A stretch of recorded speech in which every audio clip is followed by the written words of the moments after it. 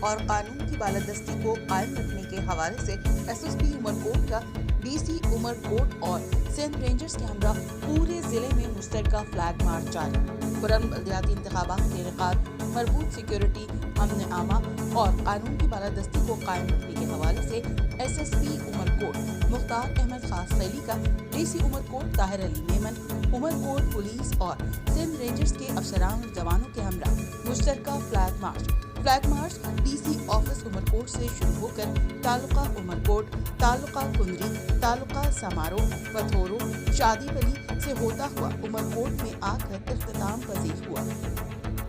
Flag march میں Umarkot police, Sindh rangers, district administration اور متعلقہ اداروں کے افسران بما سرکاری وہیکلز ہمراہ ہیں۔ فلیگ مارچ تمام حساس اور غیر حساس پولنگ اسٹیشنوں کے اطراف کے راستوں، شہروں، اہم مقامات، دور دراز اور ریگستانی علاقوں کے پولنگ اسٹیشنز کی حدود میں جاری ہے۔